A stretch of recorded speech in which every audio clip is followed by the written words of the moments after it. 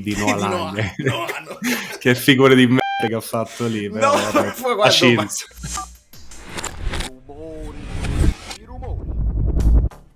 Ho fatto il botto, ricorderete tutti. Napoli are champions again. The season began with the slogan Amma Fatica, let's get crafting. It finishes with Amma Vincut. È un mito e volevo portarvelo. Quindi il buon Londoner o Londoner, vedi come si trova tu, perché London dall'Inghilterra si è iscritto durante questa registrazione. Più tardi poi ovviamente la partita, ma adesso godetevi. Questo è per perdere un po' di tempo, per ingannare l'attesa della prima partita.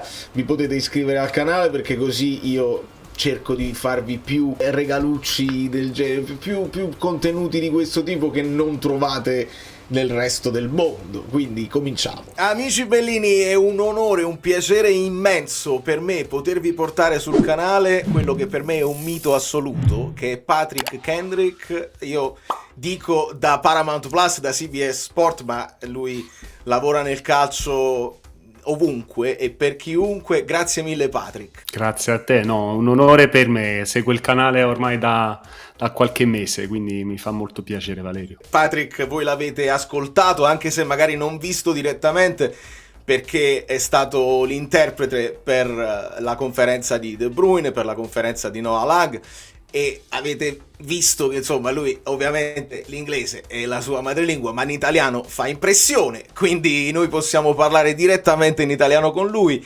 Patrick, sembra una domanda banale, ma che aura, che carisma ha Kevin De Bruyne? Per noi è una novità assoluta avere un giocatore del genere. No, certo, sì, sicuramente fa un po' impressione, perché è un campione che ha vinto tutto col Manchester City, e qualcuno che si vede che è strano, perché sia lui che Lang hanno tanto, come posso dire, fiducia nei propri mezzi, c'è tanta autostima, solo che lo esprimono in maniera diversa, diciamo. De Bruyne è un po' più, come l'ha detto lui stesso, introverso, un po' più taciturno rispetto a Lang, che ha fatto grandi proclami. Però nel caso di De Bruyne, qualcuno che sicuramente è una persona molto seria, cioè io l'ho visto come grande professionista, capito? Cioè, si è visto anche dalla capienza del teatro, tutti i giornalisti che si sono presentati, c'erano diversi giornalisti anche dalla stampa estera, che non è da sottovalutare, perché Di Mauro è un po' difficile da raggiungere.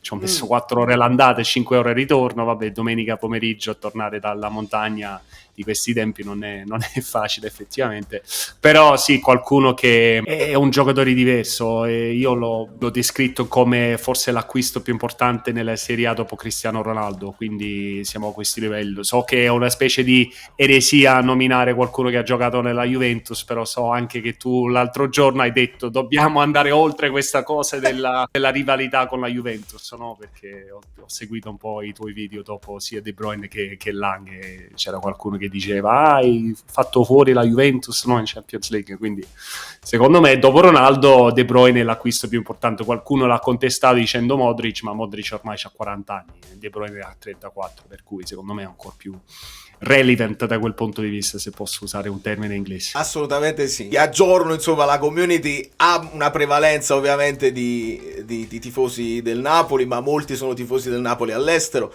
e molti hanno potuto anche apprezzare l'inglese di De Bruyne e l'inglese di Noah Lang, che non è una cosa scontata per noi, che tu non lo so, in Italia vado anche un pochino sul personale, insomma in Italia io ho un ricordo di un paese che non è molto avvezzo a imparare altre lingue. Non so la tua impressione. Lo stesso vale per la mia Inghilterra, quindi siamo là, insomma. No, noi siamo avvantaggiati perché ovunque andiamo nel mondo riusciamo più o meno a comunicare, no? Perché tutti quanti un minimo di inglese parlano. In Italia sì, diciamo che il sistema scolastico non aiuta da quel punto di vista, però ho notato ultimamente che magari con, sai, queste cose di Netflix, c'è più stream da quel punto di vista, uno può anche mettere i sottotitoli, quindi a livello inconscio magari inizi a guardare in lingua originale, metti i sottotitoli e a un certo punto, senza neanche accorgertene, smetti di leggere e bello e buono capisci inglese senza neanche... Vedi, bello e buono, perché il tuo non è solo un italiano, io sento un'influenza napoletana E i miei complimenti ti arrivano perché durante le telecronache tu ci metti dentro cultura, ci metti dentro curiosità del nostro popolo. Forse molti non sanno il perché. Insomma, tu sei così preparato sotto questo punto di vista. Sì, diciamo che mi sono sposato con una napoletana del Vomero 2 anni fa, a luglio tra l'altro, quindi sì, ci siamo sposati a Napoli, ma infatti io ho scoperto il tuo canale proprio grazie a questo, perché sarà stata una partita intorno a Pasqua e stavo parlando un po' delle differenze tra il Casatiello e il Tortano, e mi sa che uno dei due c'ha l'uovo sodo, ancora non ho capito quale.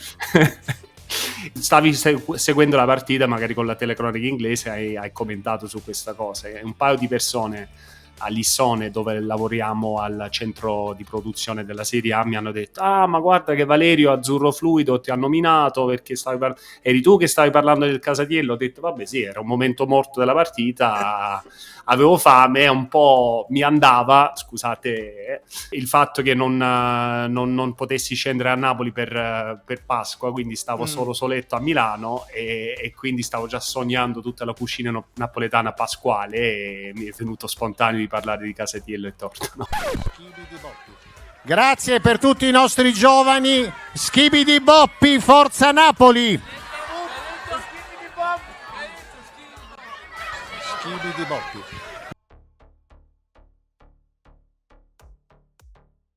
Meraviglia, meraviglioso. Cosa che poi di cui hanno parlato anche i giocatori, non riescono a non inserire anche gli elementi del food, del tempo, anche del clima, insomma. I nuovi arrivi restano impressionati anche da questo. Patrick, io ti chiedo anche un pochino uno sguardo sulla Serie A, perché a me interessa non essere solamente napolicentrico, perché poi dobbiamo capire anche con chi ci confrontiamo. E l'anno scorso è stato un campionato punto a punto, lo abbiamo vinto all'ultima giornata, veramente all'ultimo respiro.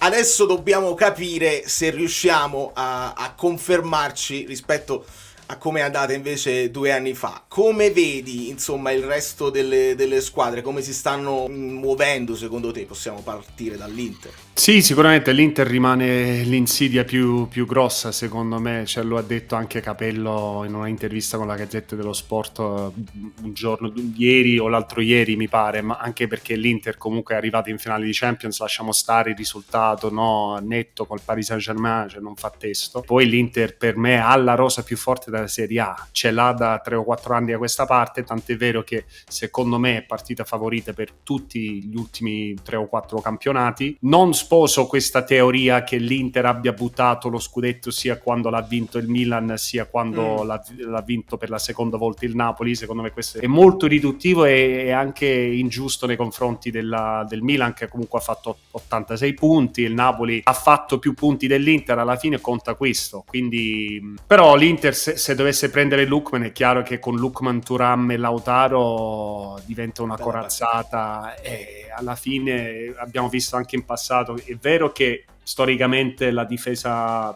più forte del campionato tende anche a vincere lo scudetto, però se tu puoi mettere in campo spesso e volentieri giocatori del calibro di Thuram, Lautaro e Lookman, puoi anche vincere partite 4-3, 5-4, cioè non conta molto la fase difensiva in quel caso. La Juve resta un'incognita, sono sorpreso che la Juve abbia messo così tanto a tornare ai suoi livelli, perché dopo 9 anni di fila che ha vinto lo scudetto, sì, mi aspettavo una piccola flessione, ma 1 anno 2, non 5-6, capito? Quindi adesso parte molto indietro, dipende, cioè, se Bremer sta bene, la difesa è quella, potrebbe anche fare bene, però Tudor non lo so.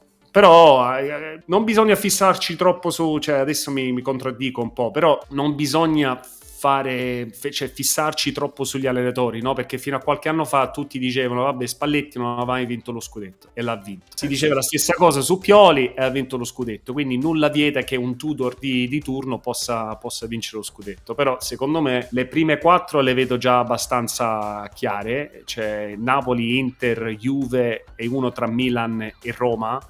ma tendenzialmente direi più Milan, però è chiaro che Gasperini, se dovesse fare un lavoro simile a quello che ha fatto a Bergamo, potrebbe anche diventare un valore aggiunto per la Roma. Il problema è che la Roma, così come la Lazio, non può fare tanto mercato, quindi è il solito campionato, capito? Cioè, le tre grandi del nord con il Napoli che sta nascendo questa potenza recente, però la storia recente appunto ci dice che è molto difficile difendere il titolo, un concetto ripetuto, anche ribadito da Conte il primo giorno del ritiro, cioè dalla Juve che nessuno l'ha difeso, e quindi, ma anche la storia stessa del Napoli, sono 4 scudetti, cioè i primi 2 l'ha vinto nell'arco di 3 anni, cioè di 4 anni, adesso 2 scudetti negli ultimi 3 anni, quindi è un'impresa che neanche Maradona è stato capace di fare, quindi sarebbe un grande successo. Cioè, secondo me, nonostante il grande mercato che sta facendo il Napoli, non ci dobbiamo aspettare che il Napoli vinca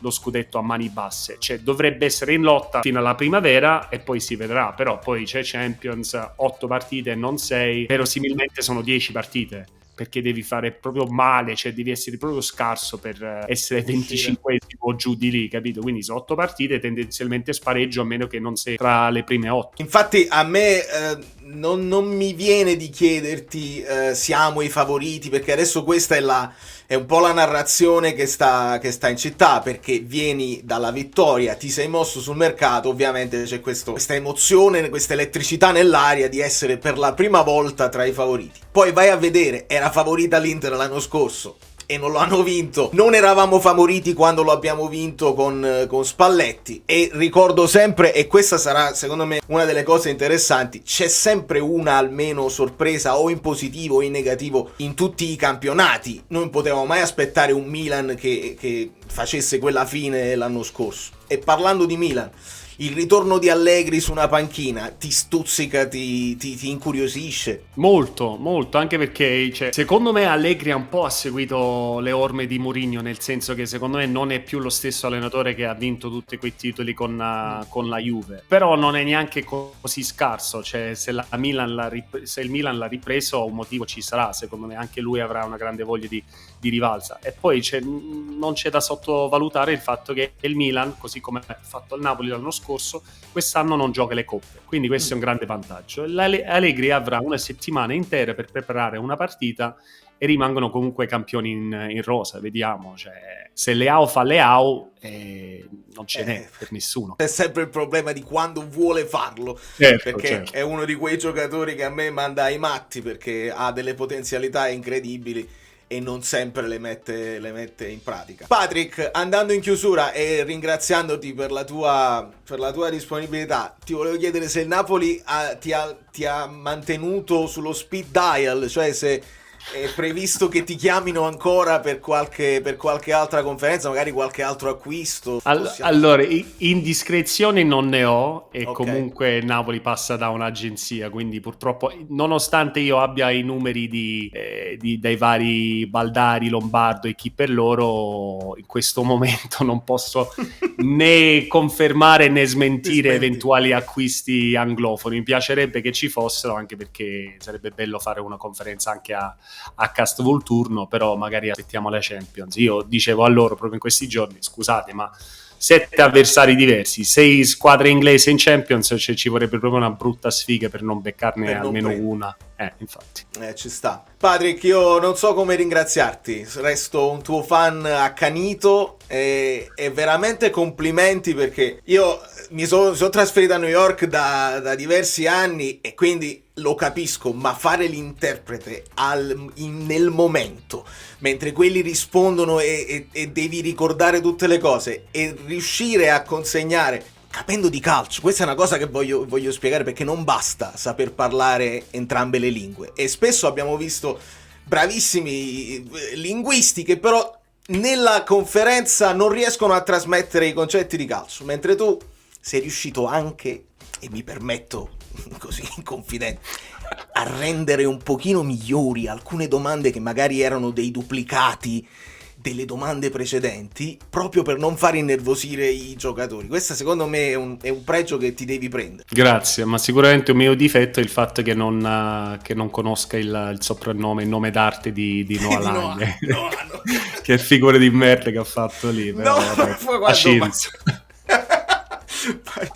Grande Patrick Kendrick, miliardi di like sotto a questo video per Patrick. Grazie mille. Grazie a voi.